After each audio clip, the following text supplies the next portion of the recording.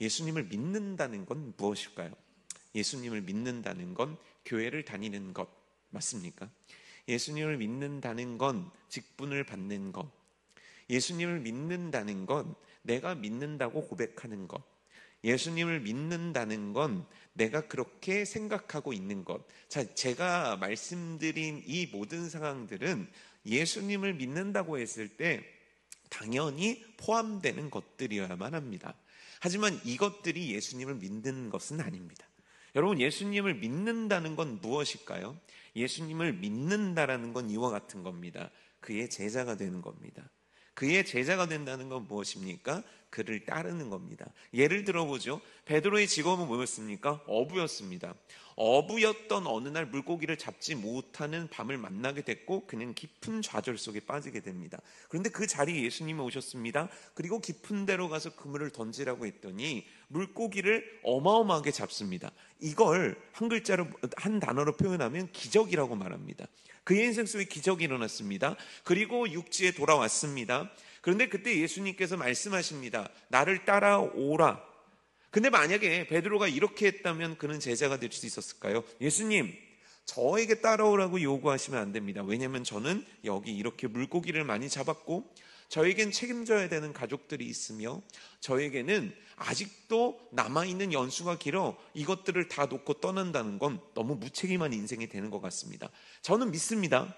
예수님, 저는 예수님을 신뢰합니다. 저는 예수님을 믿을 겁니다. 하지만 당신을 따를 수가 없습니다. 자, 그렇다면 베드로는 제자입니까? 아니죠. 베드로는 예수님을 따른 자입니까? 아니죠. 그럼 베드로는 예수님을 믿는 자입니까? 너무 과격한 표현입니까? 마태라는 사람이 있습니다. 이 사람은 세리였습니다. 잘 먹고 잘 살던 사람이었죠. 근데 예수님께서 나를 따라오라고 합니다. 근데 그때 만약 세리가 이렇게 얘기했다면 어땠을까요? 마태가, 예수님, 저는 이렇게 많은 돈을 포기할 수가 없습니다. 저는 이 자리에 오르기까지 이미 너무 많은 희생을 했습니다. 그리고 저는 잘 먹고 잘 살고 싶어서 이 직업을 선택했습니다. 그래서 전 절대 포기할 수 없습니다 라고 얘기하는데 이렇게 하는 겁니다. 근데 제가 그렇다고 예수님을 믿지 않는 건 아닙니다. 하지만 당신을 따르는 선택은 할 수 없습니다. 자, 이 사람은 그랬다면 예수님의 제자라고 불리움 받을 수 있었겠습니까? 예수님을 따르는 자라고 불리움 받을 수 있었겠습니까? 예수님을 믿는 자라고 표현할 수 있겠습니까?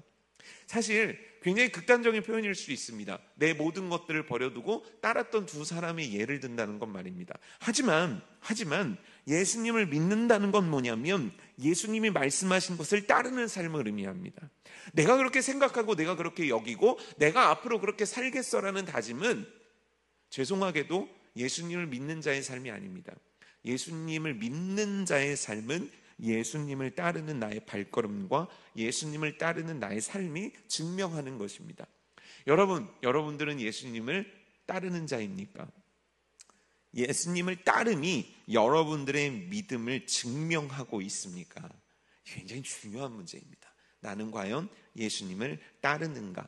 예수님은 예수님을 따르는 삶에 대해서 우리들에게 여러 가지 단어를 통해 설명해 주십니다. 예수님을 따른다는 것이 무엇인가? 첫 번째는 뭐냐면 문으로 설명을 하십니다. 문과 길로 설명을 하시죠. 자, 나를 따르는 건 이와 같은 것이다. 좁은 문이 있다. 넓은 문이 있다. 자, 좁은 문을 통과하려면 좁은 길이 있다. 넓은 문을 향해서 가려면 넓은 길이 있다. 넓은 길은 가는 길이 참 편하다. 그래서 가는 사람들이 정말 많아. 그런데 이 좁은 문은 좁은 길이 있는데 이 좁은 길은 협착하다, 좁다, 협착하다. 이렇게 설명을 하는 겁니다. 자, 이 두 문 중에 너네들은 어떤 문을 향해 가고 싶니? 어떤 길을 향해 가고 싶니? 그런데 예수님의 말씀입니다. 나를 따르는 길은 바로 좁은 길이고 내가 원하는 문은 좁은 문이다. 자, 그렇다면 넓은 문과 넓은 길을 가기를 우리가 추구해야 되겠습니까? 좁은 문과 좁은 길을 가기를 추구해야 되겠습니까? 자, 그렇다면 오늘 여러분들이 서 계신 길은 넓은 길입니까? 좁은 길입니까? 여러분들이 바라보고 있는 문은 넓은 문입니까? 좁은 문입니까?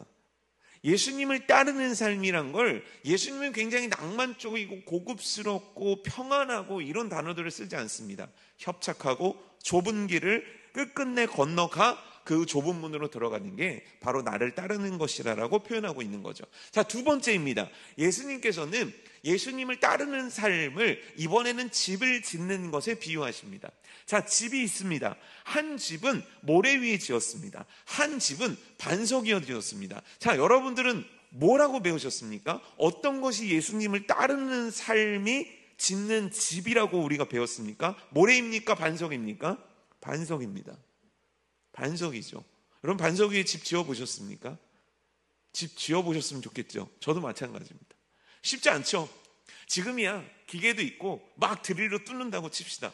옛날은 어땠겠습니까? 도대체 그 반석이라고 표현되는 돌에 구멍을 뚫는 게 가능은 했겠습니까? 어마어마하게 어려운 거 아니겠습니까? 예수님의 말씀은 이겁니다. 내 말을 듣고 내가 원하는 대로 순종하는 것, 따라하는 자가 이 반석 위에 집을 짓는 것이다. 이 집은 겉으로는 모른다. 하지만 홍수가 나고 바람이 크게 분다면 이 두 집 중에 어떤 집이 남아있겠니? 예수님의 물음입니다. 예수님이 원하시는 건 반석 위에 짓는 집입니다. 이게 예수님을 따르는 삶이라는 거죠. 자, 세 번째, 예수님께서 또 이와 같은 비유를 드십니다. 나를 따르는 자는 십자가를 지고 따르는 것이다. 여러분, 십자가 어떻습니까? 굉장히 낭만적인 모양 아닙니까? 굉장히 우리에게는 의미 가득한 모양 아닙니까? 그래서 십자가 목걸이 하나 정도는 믿는다면 갖고 있는 거 아닙니까? 이제 우리 말씀 캠페인 맞춰가지고 완주하신 분들에게는 뭘 줍니까? 십자가를 준다는 거예요. 왜요? 십자가는 예수 그리스도의 사랑을 상징하거든요. 십자가는 예수 그리스도의 보혈을 상징하거든요. 십자가는 예수 그리스도를 믿는 우리들의 믿음을 표현할 때 빠질 수 없는 거거든요. 그런데 누가복음 14장에서 예수님께서 십자가를 지고 나를 따르라고 했을 때 십자가는 처형도구였습니다. 아주 끔찍한 처형도구였던 거죠. 자, 예를 한번 들어볼게요.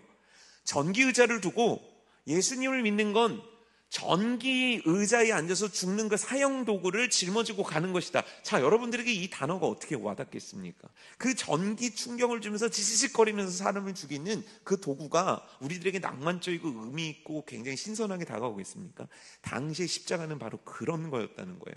끔찍한, 쳐다보기도 싫은, 모욕적인, 비참한, 추한, 실패한, 각종 안 좋은 단어를 다 붙여도 되는 단어가 십자가였다는 겁니다. 근데 예수님께서는 예수님을 따르는 길을 십자가를 지고 가는 길이라고 표현하는 겁니다. 자, 네 번째입니다. 예수님께서는 이번에 수고하고 무거운 짐진 자들에게 이렇게 얘기하십니다. 다 내게로 오라고 말씀하십니다. 자, 짐 있으십니까? 인생의 짐 있으십니까? 자식이란 짐 있으시죠? 물질이란 짐 있으시죠? 진로라는 짐 있으시죠? 앞으로 어떻게 살아가야 될까라는 짐 있으시죠? 그 짐이 우리들에게는 다 있는 거예요. 근데 예수님의 말씀입니다. 너희들 그 짐 있으면 다 내게로 와라. 그래서 그 짐을 지고 예수님께로 갔습니다. 그리고 짐을 내려놨습니다. 그런데 그 다음입니다. 예수님께서 뭐라고 말씀하시냐면 내가 주는 멍에를 지라는 겁니다. 여러분, 멍에가 뭔지 아십니까? 멍에를 보신 적 있으십니까? 멍에는요, 짐승에게 부르는 아주 무겁고 아주 거칠고 짐승들도 처음에는 울어야만 하는 그들의 행동을 제약하고 그들의 삶을 제약시키는 아주 무거운 틀입니다. 자, 질문 드릴게요. 짐이 가볍습니까? 멍에가 가볍습니까? 어렵습니까? 여러분, 짐을 지고 싶습니까? 멍에를 지고 싶습니까? 짐 지고 싶죠. 왜요? 멍에는 짐승이나 지는 거니까요. 멍에는 무거우니까요. 멍에를 지면 아프니까요. 까짓거 내가 무겁더라도 이 짐 좀 지는 게 훨씬 나은 거 아닙니까? 그런데 성경은 뭐라고 표현하냐면 예수님을 따르는 건 짐을 버리고 더 무거운 멍에를 지는 것이라고 표현한다는 거예요. 이게 도대체 무슨 얘기입니까? 왜 좁은 길을, 좁은 문을 얘기하시고, 왜 십자가를 얘기하시고, 왜 멍에를 얘기하시며, 왜 반석을 얘기하실까요? 이 모든 건 굉장히 힘든 겁니다. 이 모든 건 굉장히 고통스러운 겁니다. 이 모든 건 굉장히 사람으로서 취하고 싶은 길도, 취하고 싶은 물건도, 취하고 싶은 삶도 아닙니다. 예수님을 따르는 건 바로 이와 같다는 겁니다. 예수님을 따르는 건 굉장히 행복하고 굉장히 기쁘고 굉장히 가볍고 날마다 콧노래가 나오는 삶이 아니라는 겁니다. 예수님은 그 삶을 우리들에게 제시하는 거예요. 너희들이 이 길을 따라와야만 하고 너희들이 이런 집을 지어야만 되며 너희들 어깨에는 이런 무거움이 있어야 된다는 겁니다. 바로 그게 예수님을 따르는 것, 바로 그게 예수님의 제자 되는 삶, 바로 그것이 예수님을 믿는 자의 삶이라는 겁니다. 만약 그렇지 못하다면 그건 예수님을 믿는 게 아닙니다. 오늘 내가 가는 길이 넓은 길이면 난 예수님 믿는 거 아닙니다. 오늘 내가 모래 위에 아주 팍팍팍 집을 쉽게 짓고 있다면 그건 예수님을 믿는 게 아닙니다. 오늘 내 어깨에 십자가가 없고 내가 원하는 어떤 명예만 있다면 그건 예수님을 믿는 게 아닙니다.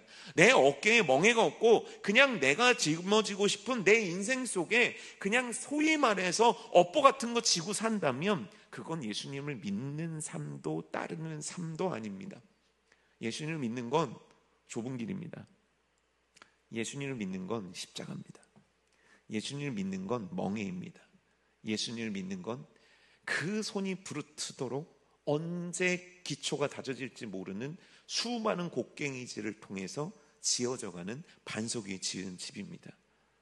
예수님께서 참 좁은 길에 대해 설명을 하실 때 좁다라는 것과 함께 말씀하신 게 있거든요. 그 길의 특징이 뭐냐면 협착하다는 거예요. 협착하다는 게 뭔지 아십니까? 찌른다는 거예요. 누가요? 나 십자가 지고 가는 거예요. 나 멍해지고 가는 거예요. 이거 너무너무 힘들어요. 근데 길도 좁아요. 근데 사방팔방에서 나를 찌르는 거예요. 왜요? 그 길에서 벗어나게 하려고요. 그 길에서 떠나게 하려고요. 여러분, 예수님 믿는 건 이와 같이 어려운 길입니다. 예수님 믿는 건 이와 같이 힘든 겁니다. 예수님을 믿는 건 이와 같이 고통스러운 겁니다. 자, 예수님 믿으시겠습니까? 제자 되시겠습니까? 쉽지 않죠. 그런데 예수님께서 우리들에게 그 삶을 요구하고 계신 거예요. 너 좁은 길 가라. 너 멍해지어라. 너 십자가 져라. 너 반석 위에 집을 져라. 언젠가 제가 집회를 다니다가 한 선생님 한 분이 저한테 이제 상담을 요청해 왔어요. 그 선생님의 사연이 이렇습니다. 굉장히 시골 교회였거든요. 외진 곳이었는데 중등부, 고등부, 학생부 교사를 16년 동안 하셨대요. 대단하시죠. 16년 동안. 그러니까 그 교회 지금 대부분의 청년들, 30대들 중에 상당수는 다 본인의 제자였다는 거예요. 근데 이 선생님이 하시는 말씀이 뭐냐면 이제 내가 교사를 그만두고 싶다는 거예요. 이유를 물어봤습니다. 왜 그만두고 싶습니까? 이유는 간단합니다. 첫 번째, 제가 너무 늙었습니다. 두 번째, 애들이 저를 더 이상 좋아하는 것 같지 않습니다. 세 번째, 저는 지쳤습니다. 였습니다.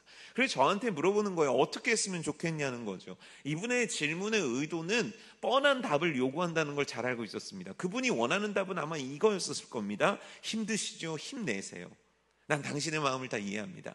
또 두 번째는 이거였지 않을까요? 그만두세요. 그만큼 할 만큼 했죠. 아무도 당신의 공을 알아주지 않는데 여기서 희생해서야 될 이유가 뭐가 있습니까? 아이들을 위해서 그렇게 눈물을 흘려야 될 이유가 뭐가 있습니까? 16년이면 수고하셨습니다. 박수 받아 마땅합니다. 박수 받으면서 내려오세요. 근데 저는 뭐라고 얘기했냐면 물어보세요라고 얘기했습니다. 뭘 물어봐야 됩니까? 뭐를 물어봐야 되고 누구에게 물어봐야 됩니까? 제 말은 이거였습니다. 당신의 주인에게 물어보십시오. 당신에게 교사란 직분을 주신 분에게 물어보십시오. 제가 그만둘까요? 제가 더 할까요? 제가 여기까지면 되겠습니까? 아니면 더 해야 되겠습니까? 제가 20년 채워야 되겠습니까? 아니면 오늘이라도 그만둬야 되겠습니까? 제가 박수 받을 때 내려와야 되겠습니까? 아니면 우우하는 비난 가운데도 견뎌야 되겠습니까? 물어보라는 거예요. 누구에게 물어봐야 됩니까? 당신의 주인입니다. 당신의 주인은 누굽니까? 그 교사라는 직분을 주신 이는 누굽니까? 하나님이시죠. 하나님께 물어보라는 거예요. 그 선생님의 안색은 어땠을까요? 싫죠.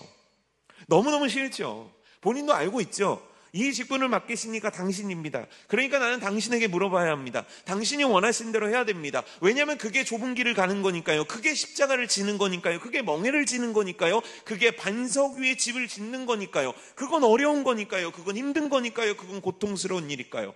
그런데 그걸 왜 당신이 그렇게 냉정하게 얘기합니까? 그런 표정을 갖고 있더라고요. 저한테 이렇게 얘기는 안 했지만. 그래서 제가 한 명을 등장시키면서 그분에게 그 한 명에 대한 소개를 했습니다. 이 남자는요, 너무너무 유명한 남자입니다. 이 남자는 무려 믿음의 전당이라고 표현될 수 있는 히브리서 11장에 거론된 남자입니다. 이 남자의 이름은 노아입니다. 여러분, 노아 알고 계십니까? 노아는 뭐 하는 사람입니까? 방주를 만들어냈던 사람입니다. 그럼 노아는 훌륭한 사람입니까? 노아는 훌륭한 사람이다. 아닙니까? 노아는 대단한 사람이다. 노아는 존경받아 마땅한 사람이다. 뭐 손을 잘 안 드시죠. 예. 왜냐하면 이렇게 물어봤다는 건 분명히 뒤통수를 칠 거라는 걸 교회 짬을 통해서 알 수 있거든요. 노아 대단한 사람 맞죠. 노아 훌륭한 사람 맞습니다. 그러니까 믿음의 전당에 올랐죠. 근데 정말 그의 인생은 훌륭한 거 맞습니까? 노아가 방주에서 내려와서 농사를 짓습니다. 하나님이 복을 주셨습니다. 포도 농사가 너무 잘 됐습니다. 그리고 나서 그 포도를 가지고 포도주를 담급니다. 그리고 포도주에 취합니다. 그리고 얼마나 신나게 놀았든지 옷이 다 벗어진지도 모른 채 아주 신나게 놉니다. 그리고 나서 그 벗은 몸을 놀린 아들과 그 후손들을 저주합니다. 자, 훌륭한 아버지입니까? 훌륭한 리더입니까? 존경받아 마땅한 모습입니까? 그렇지 않습니다. 여러분, 너무 궁금하지 않습니까? 노아는 어떻게 포도로 포도주를 만드는 법을 알 수 있을까요? 노아는 어떻게 그 포도주를 마시고 취하는 걸 알았을까요? 그날 어쩌다 보니까 자기도 모르게 발효된 포도를 보고 그것들을 마시고 자기도 모르게 취한 걸까요? 아니면 계획적으로 취한 걸까요? 아니, 이게 일회성이었을까요? 아니면 반복된 그의 모습이었을까요? 그는요, 인간적으로 봤을 때 분명히 단점이 있고 형편없는 자 맞습니다. 우리가 아무리 어리석어도 우리들의 자녀를 저주할 만큼 어리석지는 않습니다. 하지만 물론 그것들을 제공했고 거기에는 신학적인 의미가 있지만 인간 아버지 노아로서는 참 고통스러운 일을 한 건 맞습니다. 그리고 그 모든 원인 제공도 역시 노아에게 있는 거죠. 그런 면으로 봤을 때 노아는 100% 존경받고 100% 완벽한 인생을 살아냈던 사람은 아닙니다. 그럼에도 불구하고 성경은 그의 단점들에 대해서 더 이상 거론하지 않습니다. 오히려 그의 장점들에 대해서 거론합니다. 그가 하나님 앞에서 행했던 한 가지 일을 그를 믿음의 전당으로 옮기는 이유라고 얘기합니다. 그게 뭔지 아십니까? 노동입니다. 지치고 병들 때까지 했던 그의 노동입니다. 그는 어떤 노동을 했습니까? 그는 무려 120년 동안 배를 만들었습니다. 여러분, 노아의 방주 보신 적 있으십니까? 없으십니까? 네덜란드에 있습니다. 홍콩에도 있습니다. 미국에도 있습니다. 노아의 방주를 실제 모형처럼 만든 거예요. 그 중에 제일 잘 만든 게 미국에 있는 거예요. 근데 미국에 있는 것도 옛날처럼 못 만들었대요. 그러니까 옛날은 못이나 이런 것들을 쓰지 않고 나무와 나무를 이렇게 맞춰서 지은 배인데 그 정도까지는 아니래요. 근데 이 세 개의 방주가 어디인 줄 아십니까? 전부 다 물가나 평평한 육지에 있습니다. 왠지 아십니까? 산꼭대기에 배를 짓는다는 건 불가능한 일입니다. 이건 말이 안 되는 일입니다. 제가 아는 분이 직업이 뭐냐면 설계를 하시는 분인데 무슨 설계를 하냐면 산에 계단을 만드는 걸 설계하시는 분이에요. 그래서 이분의 출근은 어디로 하시는 줄 아십니까? 이분의 출근지가 어딜까요? 산이에요. 여러분, 매일 아침에 산을 등산도 아니고 출근한다면 여러분들의 출근길이 행복하겠습니까? 근데 얘기를 들으니까 그 계단을요, 지금도 무슨 로봇가 기계가 척척척 만드는 게 아니래요. 그러면 그걸 일꾼들이 장비를 갖고 올라가는 거예요. 물론 무거운 것들은 헬기로 내린대요. 근데 헬기로 내린 곳에서 그걸 가지고 그 장소까지 가는 게 엄청 힘들대요. 진짜 살이 쪽쪽쪽 빠진대요. 지금도요, 그 산의 길을 만드는 건 엄청나게 힘든 일입니다. 노아는 무슨 수로 그 많은 자재들을 다 산꼭대기에 올렸을까요? 축구장 몇 개 크기만한 그 방주를 산꼭대기에 만들려면 도대체 산꼭대기에 얼만큼 넓은 평지가 필요했을까요? 우리는 노아가 방주를 만든 걸 되게 낭만적이고 드라마틱하게 생각합니다. 노아가 막 옷을 들고 막 박으면 아내가 못을 주고 자식들이 나무를 주고 막 이렇게 졌을 거라고 상상을 합니다. 근데 여러분 생각해 보세요. 아들 셋, 며느리 셋, 자기 아내 이렇게 집을 지은 거예요. 이렇게 방주를 지은 겁니다. 쉬웠겠습니까? 노아는 기술자가 아닙니다. 방주를 만들어 본 적도 없는 사람입니다. 얼마나 많은 시행착오를 겪었겠습니까? 톱질 해보셨습니까? 우리 남자분들 군대에서 진지공사 해봤죠. 진지공사라는 게 있는데 부대에 여러 가지를 수리하는 거예요. 그럼 그때는 나라에서 간식을 줘요. 빵하고 우유를 줍니다. 중간에. 왠지 아십니까? 힘드니까 먹고 하라고. 근데 노아는요, 뭐 먹고 살았을까요? 120년 동안 하나님께서 막 먹을 걸 갖다 주셨을까요? 일했어요. 농사 지었다는 거예요. 그리고 시간 내서 남들 쉴 때 방주 만들었다는 거예요. 그럼 사람들이 칭송했습니까? 칭찬했습니까? 도와줬습니까? 온갖 비난 다 쏟아졌겠죠. 매일이 행복했겠습니까? 매일이 즐거웠겠습니까? 매일 자녀들은 아버지를 한마음으로 도와줬겠습니까? 매일 며느리들은 매일 아내는 노아 당신은 정말 대단해요 응원해 줬겠습니까? 자식 말을 잘 들었겠습니까? 막 돈도 막 생겨가지고 이 방주 만드는데 아무 어려움도 없었겠습니까? 그렇지 않았겠죠. 절대 그렇지 않았을 겁니다. 엄청 힘들었을 겁니다. 혼자 눈물 흘리는 날도 많았을 겁니다. 나무에 발이 찧어서 쩔뚝거리는 날도 있었을 겁니다. 팔이 상처 있고 다리에 상처 입는 건 매일매일의 일상이었을 수도 있습니다. 근데 성경은요, 그가 방주를 만들었을 때 다른 어떤 단어를 쓰지 않습니다. 2번 반복해서 쓴 단어입니다. 그가 여호와의 명령대로 준행하였더라. 그가 여호와의 명령대로 준행하였더라. 어떻게 준행했다고 표현된 줄 아십니까? 다 준행하였더라. 그게 뭡니까? 내가 말한 대로 그는 그의 인생을 던져 노동했고, 내가 말한 대로 그는 그의 일생을 던져 노동했고, 그래서 방주를 완성했다는 겁니다. 이게 좁은 길입니다. 이게 좁은 문입니다. 이게 십자가를 지고 따르는 길입니다. 이게 주님께서 원하시는 우리들에게 허락하신 인생이라는 거예요. 우린 2025년 오늘이 노아들입니다. 여러분들은 다 노아예요. 하나님께서는 우리 인생의 각자의 방주를 만들기 원하시는 겁니다. 이 마지막 때에 한 영혼을 구원하기 위해서 저 같은 사람은 목사라는 자로 방주를 만들게 하시고, 여러분들의 어떤 분들은 직분자로서의 방주를 만들게 하시고, 여러분들 어떤 자에게는 학생으로서의 삶의 방주를 만들게 하십니다. 그런데 방주는요, 그냥 어느 날 뚝딱 하고 만들어지는 게 아닙니다. 되게 어렵습니다. 공부도 많이 해야 됩니다. 노력도 많이 해야 됩니다. 희생도 많이 해야 됩니다. 마음고생도 많이 해야 됩니다. 제가 어저께 체중을 쟀거든요. 6kg가 빠졌어요. 나이 47에 6kg가 빠졌다니까. 우리 교육자들이 다 저보고 건강검진을 하라는 겁니다.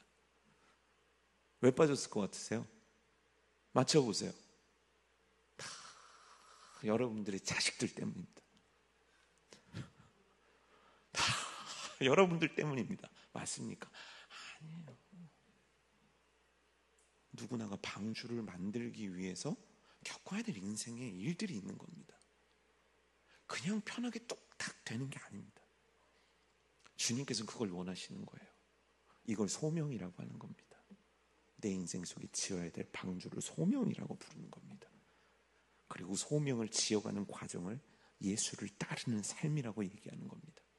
또 다른 단어로 표현하면 이걸 순종이라고 얘기하는 겁니다.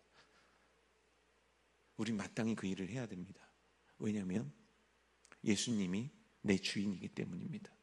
그러면 이 길은 고통스러운 길이고 이 길이 아픈 건 맞는데, 근데 이 고통스럽고 아픈 길을 억지로 하는 겁니까? 노아는 억지로 방주를 지었을까요? 그 많은 신앙의 선배들은 억지로 그 위대한 하나님을 향해 방주를 만드는 각자의 인생 가운데 그 방주를 만들어 드렸을까요? 천만에요.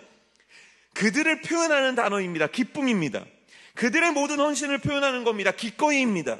그들의 모든 삶의 과정들을 표현하는 단어입니다. 마땅히입니다. 그들은 기뻤고 그들은 행복했고 그들은 그것들을 기꺼이 마땅히 감당했다는 거예요. 어떻게입니까? 왜입니까? 어느 날 예수님께 율법학자들이 질문을 던집니다. 예수님, 어떤 율법이 최고의 율법입니까? 예수님께서는 이렇게 말씀하십니다. 위로는 하나님을 사랑하고 아래로는 이웃들을 사랑하는 것이다.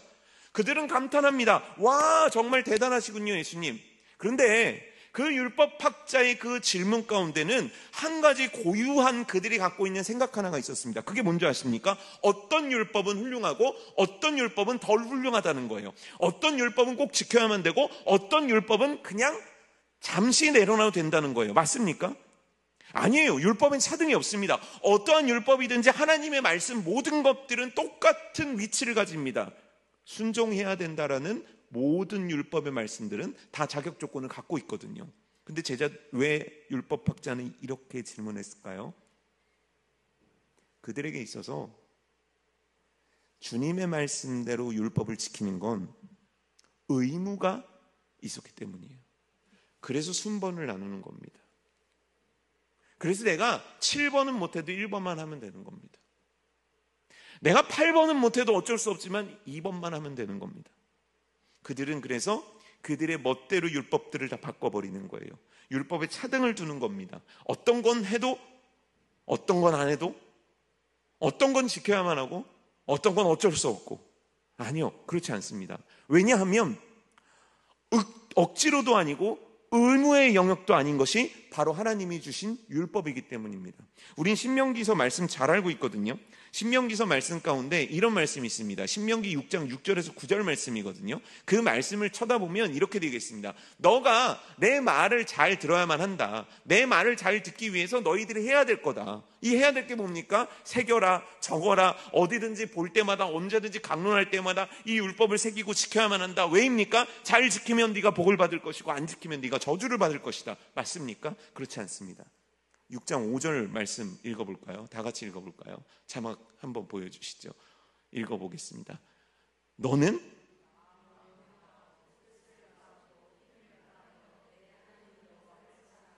율법을 주시기 전에 전제 조건은 이겁니다.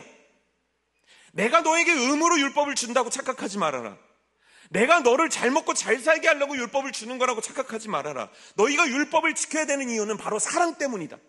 내가 너를 사랑했기 때문이고 네가 사랑을 받았기 때문이며 그 사랑을 받은 자로 빚진 자로 그 감격 때문에 네가 율법을 지켜나가는 거다. 여러분, 이게 우리들의 신앙의 근본인 겁니다. 사랑해서 하는 겁니다. 사랑해서 순종하는 겁니다. 사랑해서 십자가 지는 겁니다. 사랑해서 좁은 길 가는 겁니다. 사랑하기 때문에 멍해지는 겁니다. 사랑하기 때문에 반석의 집을 짓는 겁니다. 사랑하기 때문에 방주를 만드는 겁니다. 누구를요? 내 하나님 여호와를. 왜입니까? 그가 나를 사랑하셨기 때문에, 그가 나를 위해 피 흘리셨기 때문에, 그가 나를 위해 십자가 지셨기 때문에, 그가 나를 위해 멍해지셨기 때문에, 그가 나를 위해 반석에 피가 묻은 손으로 집을 지으셨기 때문에, 그가 먼저 앞서 그 좁은 길, 좁은 문을 가셨기 때문에 사랑해서 하는 겁니다. 사랑해서 소명의 삶 사는 겁니다. 사랑해서 순종의 삶 사는 겁니다. 근데 여러분, 어느 순간 우리들에게 있어서 신앙생활이 자꾸 의무감으로 다가오진 않습니까? 해야 되니까 하는 것, 시키니까 하는 것, 어쩔 수 없이 하는 것, 남들이 안 하니까 나라도 해야 되는 것. 우리가 하고 있는 소위 말해서 예수님을 따르는 모습들이 그 억지로와 의무의 영역 속에 있는 거 아닙니까? 여러분, 어떤 바보가, 어떤 멍청이가 120년 동안 방주를 의무감으로 지을 수 있겠습니까? 세상에 어떤 바보가 의무감으로 십자가를 지고 따를 수 있겠습니까? 사랑입니다. 결국 내가 소명의 삶을 살아갈 수 있는 원동력, 힘, 이유, 근거는 여호와 하나님을 사랑하는 바로 그것입니다. 10월 주님으로부터 사랑을 흠뻑 느끼시는 이 달이 되기를 축복합니다. 그 사랑으로 채워 사랑함으로 전도하고, 사랑함으로 희생하고, 사랑함으로 봉사하고, 사랑함으로 헌신하고, 사랑함으로 주께 더 드릴 것이 없는가, 그 목마름 가운데 빠지는 게 저와 여러분 되기를 주님의 이름으로 축복합니다. 베드로가 참, 세상에 이런 사람이 어디 있습니까? 어느 날 가만히 있는데 예수님께서 오셔가지고 나를 따르라, 내가 너로 하여금 사람 낚는 어부가 되게 하리라. 그리고 멋진 공생의 인생을 살아갑니다. 근데 그가 뚝 하고 떨어집니다. 그 잘 간다고 생각했던 좁은 길에서 낭망하게 됩니다. 이유가 뭡니까? 배신한 거예요. 예수님을 3번 부인합니다. 그런데 예수님을 3번 부인하고 나서 그대로 끝났는가? 그렇지 않습니다. 예수님께서 모든 제자들이 모인 곳에 다시 오십니다. 자, 여기서 퀴즈입니다. 베드로는 예수님을 봤을까요? 안 봤을까요? 어렵습니까? 제자들이 모인 곳에 예수님이 오셨습니다. 자, 베드로는 예수님을 만났을까요? 안 만났을까요? 베드로와 예수님은 인사했을까요? 안 했을까요? 베드로와 예수님은 샬롬 샬롬 주고받았을까요? 안 했을까요? 베드로와 예수님은 악수했을까요? 안 했을까요? 여러분들의 생각은 어떻습니까? 베드로는 도마가 예수님의 옆구리에 손을 넣는 걸 봤을까요? 못 봤을까요? 다 봤고, 다 느꼈고, 다 함께 했고, 예수님의 손도 잡았을 거고, 예수님과 대화도 했습니다. 그러면 그가 비록 그렇게 잘못됐다 하더라도 그렇게까지 예수님이 오셨다면 그의 안에선 소위 말하는 회복이 일어나야 됩니다. 그리고 예수님을 다시 따르는 인생이 돼야 됩니다. 그런데 그런 드라마틱한 장면들이 쭉 진행되고 요한복음을 딱 넘겨보면 어떤 결과가 나오게 되냐면 베드로는 예수님이 원하시는 곳에 더 이상 있지 않습니다. 그럼 그는 어떻게 되냐면 다시 바닷가로 갑니다. 다시 버렸던 그물을 잡고 다시 버렸던 배를 타고 다시 물고기를 잡으러 나갑니다. 왜입니까? 왜 이렇게 하는 겁니까? 그는 더 이상 예수님이 원하시는 좁은 길을 갈 수 없다라고 생각한 거예요. 그는 더 이상 십자가를 지지 못하겠다고 생각한 겁니다. 그는 더 이상 이 멍에를 지고 따르는 걸 해낼 자신이 없는 겁니다. 그는 더 이상 손에 피가 나도록 망치질을 하고 삽질을 하면서 반석 위에 집을 지을 자신이 없는 겁니다. 왜요? 실패했으니까요. 좌절했으니까요. 나도 한때는 사랑했지만, 나도 한때는 주님을 사랑했지만, 나도 한때는 좁은 길 갔지만, 나도 한때는 십자가 지었지만 지금은 못하겠는 겁니다. 왜요? 지금 내가 그렇게 주님을 사랑하지 못하거든요. 지금 내가 그렇게 주님을 가까이 하고 있지 못하거든요. 그래서 포기하기로 합니다. 그래서 물고기를 잡습니다. 자, 여기서 퀴즈 드리겠습니다. 물고기가 잡혔겠습니까? 안 잡혔겠습니까? 잡혔겠습니까? 안 잡혔겠습니까? 그냥 답은 네가 얘기해라 이것이죠. 안 잡힙니다. 그런데 그곳에 예수님이 오시죠. 그리고 예수님께서 말씀하십니다. 그물을 내립니다. 물고기가 잡힙니다. 베드로는요, 물고기가 잡히는 그 순간까지 나에게 말씀하신 분이 예수님인 줄 모릅니다. 그 정도로 영적 무감각과 그 정도로 영적으로 무너진 상태였다는 거예요. 근데 물고기가 딱 걸려 들어오는 장면들, 배에 물고기가 차는 장면들을 보면서 순간 깨달은 거예요. 예수님이다.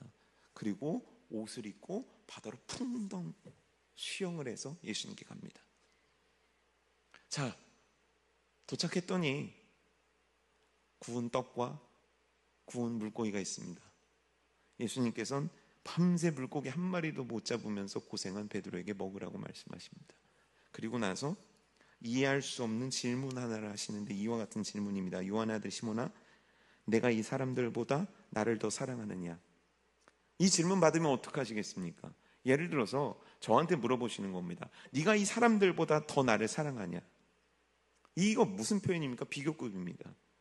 그럼 이 사람들보다 더 사랑하면 내가 주님을 사랑한다고 표현할 수 있는 겁니까? 아니요. 누구보다 더라는 표현은 누구보다 네가 지금 더 사랑하고 있는가 너의 상태를 물어본 단어가 아닙니다.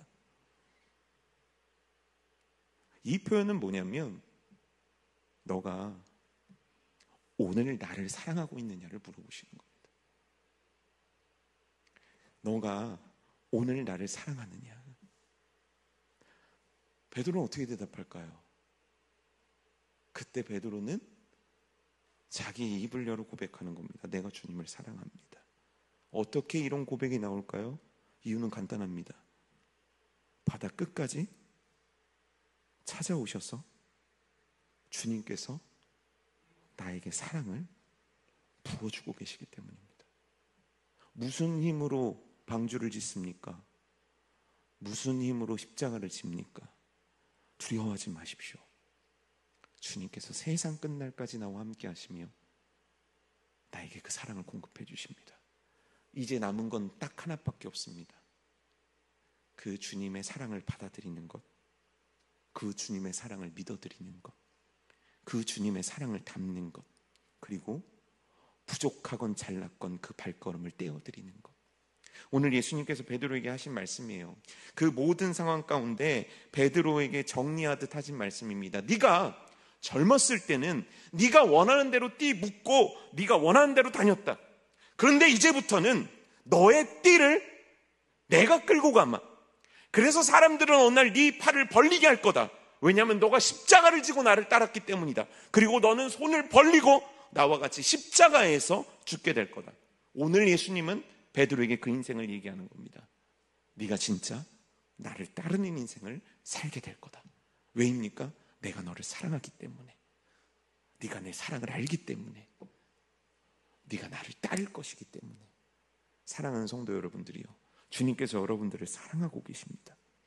오늘도 그 사랑을 알기를 원하고 그 사랑을 부어주고 계십니다.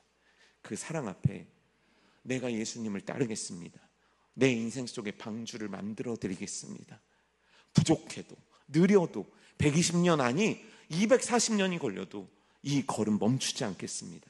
10월을 시작하는 저와 여러분들의 결단되기를, 그래서 주님께서 기뻐하시는 소명의 인생 이루어드리는 저와 여러분 되기를 주님의 이름으로 축복합니다.